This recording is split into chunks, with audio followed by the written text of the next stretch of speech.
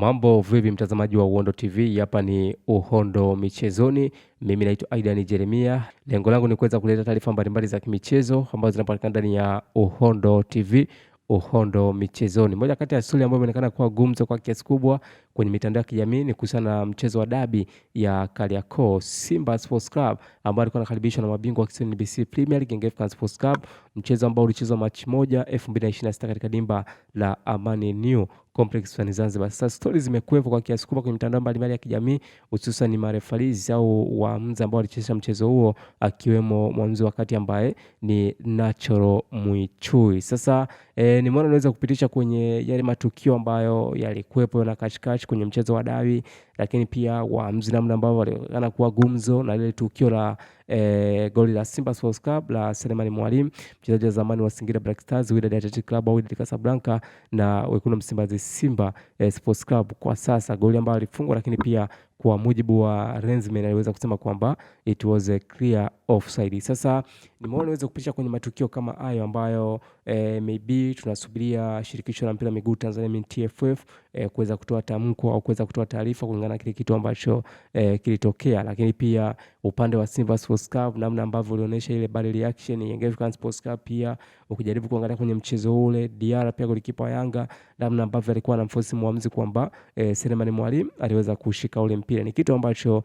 kimekuwa kinazungumza sana kwenye mitandao ya kijamii. Wapo wadau, wapo wachambuzi, wapo wanachama wa Yanga, wa Simba, mashabiki wanasema kwamba ilikuwa ni goal, lakini pia inawezekana mkono ulishika wa Selemani Mwalimu kuweza kushika ule mpira kabla hajafunga ile goal, lakini wapo ambao wanaamini kwamba ile goal ilikuwa ni halali kabisa. Sasa to be honest, kwa mimi naweza nikasema kwamba of course tunafahamu kwamba ni dabi, dabi ambayo inakuwa na intention sana in the pitch, lakini pia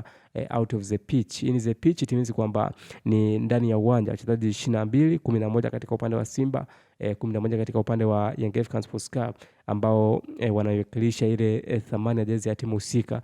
kwa kiasi kikubwa, lakini tunafahamu dabi inakuwa na pressure kubwa, lakini kuna matukio mengi ambayo yanakuwa yanatendeka hususan kwa wachezaji pia. Ukijaribu kuangalia mchezaji mmoja kwanza kwenye goalkeeping upande wa Yanga, Diarra pia na ambavyo alikuwa na kashikashi, lakini pia mabeki wale center defenders Jobu pamoja na Ibrahim Baka, japokuwa Jobu aliumia kaingia mtu kama El Capitano ambaye ni Bakari Nondo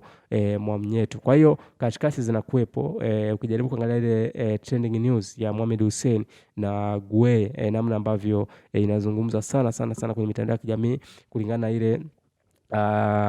styling ya uchezaji ya mtu kama Gueye, ni kitu ambacho kimekuwa kinazungumzwa. Lakini pia ukijaribu kuangalia upande wa Simba, of course naamini kwamba wachezaji ambao waliperform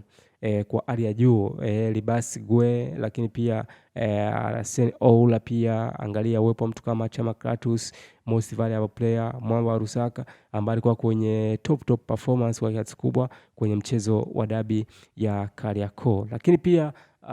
ukija ukamwangalia mtu kama Leon Luemba, mchezaji kutokea taifa la Kongo, this time around yupo Simba Sports Club, na hicho ni kitu ambacho watu wengi wamekuwa nazungumza sana kuhusiana na Luemba. Kwa nini? Kwa sababu ni ule uimara ambao amekuwa nao, lakini pia umaridadi ambao amekuwa anaonyesha kwenye eneo la katikati, composure na exposure, ile hali ya utulivu ambayo amekuwa nayo mtu kama Luemba. Hicho ni kitu ambacho unaweza kusema kwamba kwenye dabi aliweza kuonyesha uwezo mkubwa. Lakini pia ukija out of the pitch, tunafahamu mashabiki, wanachama, viongozi wa vilabu mbalimbali wanakuwa na ile pressure kubwa kwenye mchezo wa dabi, kwa sababu ukijaribu kuangalia Yanga imefunga Simba mara 6 mfululizo, lakini pia Simba imepigwa mara 6 mfululizo, mpaka mtazama Ngungu aliwahi kusema kwamba katika kwenye mchezo wa dabi kwamba Yanga na yenyewe kufungwa mara 7 mfululizo na Wekundu Msimbazi Simba